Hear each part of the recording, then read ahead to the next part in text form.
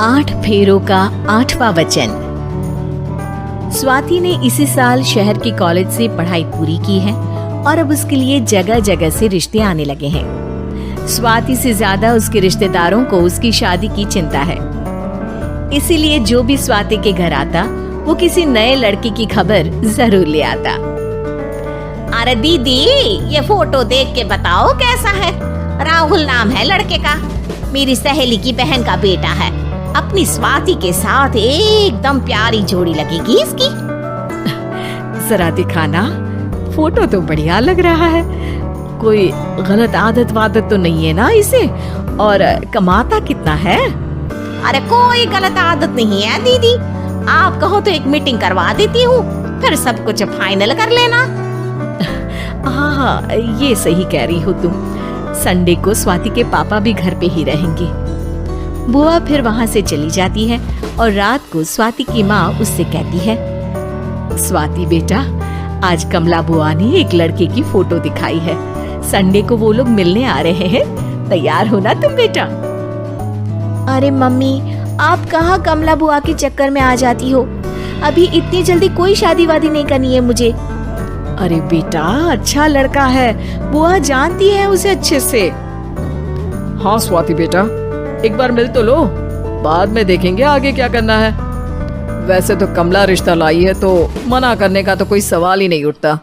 Sunday की सुबह होती है और कमला बुआ राहुल और उसके मम्मी पापा को लेकर स्वाति के घर आती है।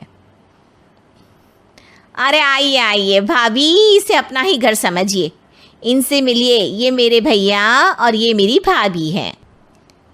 नमस्ते भाभी जी, ये है हमारा लड़का राहुल, सरकारी नौकरी की तैयारी कर रहा है ये। वैसे आपकी बेटी कहाँ है?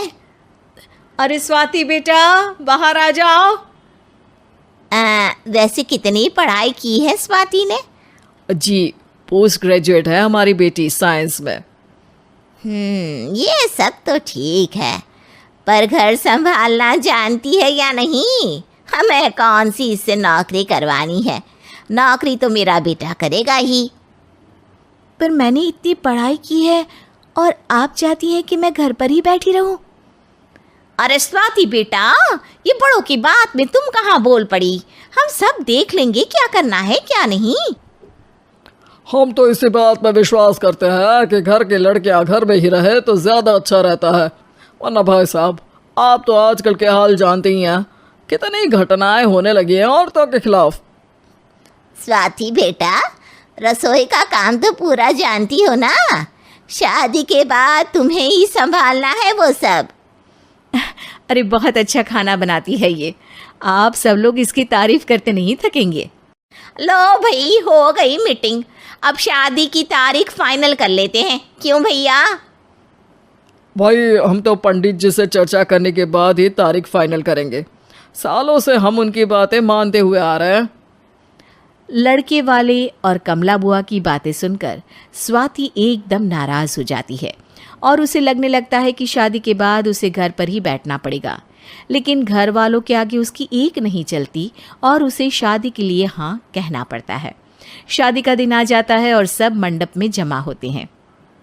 अब फेरों का समय हो गया है, अब कन्या अपने वर से 7 वचन मांगेगी। आप किसी धार्मिक आयोजन में जाएं तो मुझे भी ले जाएंगे। आप मेरे माता पिता का भी बराबरी से सम्मान करेंगे, हमेशा मेरा साथ निभाएंगे। आपको दोनों परिवार की जिम्मेदारियां बखूबी निभानी होगी। हर ज़रूरी बात में मेरी भी राय लेंगे। आप सभी गलत आदतों से दूर रहेंगे। आप मेरे अलावा किसी और औरत से कोई गलत संबंध नहीं बांधेंगे। ये 7 वचन पूरे हुए, वर क्या तुम्हें ये सारे वचन मंजूर है? जी हाँ पंडित जी, मैं सारे वचन अच्छी तरीके से निभाऊंगा। अरे वाह वाह, बढ़िया तरीके से सब काम संपन्न हो गया। तो इसी के साथ विवाह संपन्न हुआ और आज से ये दोनों पति पत्नी हुए। 1 मिनट पंडित जी, अभी एक वचन लेना बाकी है। अब कौन सा वचन है बेटा? मैं अब हमेशा के लिए किसी दूसरे घर में जाने वाली हूँ, तो पति के अलावा मैं अपने सास ससुर से भी एक वचन लेना चाहूँगी। अब कहो बेटी। मैं ये चाहती हूँ कि मुझ पर किसी बात की कोई पाबंदी नहीं लगाई जाएगी। मुझे सब कुछ करने की आज़ादी होगी और मैं भी विश्वास दिलाती हूँ कि मैं एक अच्छी बहू बन के दिखाऊंगी। स्वाति की बात सुनकर उसके सास ससुर एकदम चौंक जाते हैं और कुछ बोल नहीं पाते कि उतने में कमला बुआ बोल पड़ती है। अरे बेटा, ये भी कोई कहने की बात है? रानी बन के रहोगी तुम तो। वचन देने से पहले सोच लीजिए, क्योंकि शास्त्रों में वचन ना निभाने वालों के लिए नरक से भी बदतर सजा लिखी है। स्वाति की चालाकी से वहाँ मौजूद सब लोग प्रभावित हो जाते हैं और लोगों में बदनामी ना हो जाए, इस कारण स्वाति के सास ससुर को उसे वचन देना पड़ता है।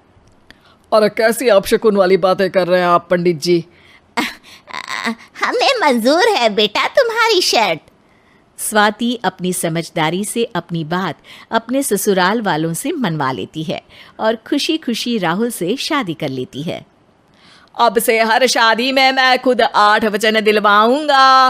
ओम मंगलम मंगलम मंगलम।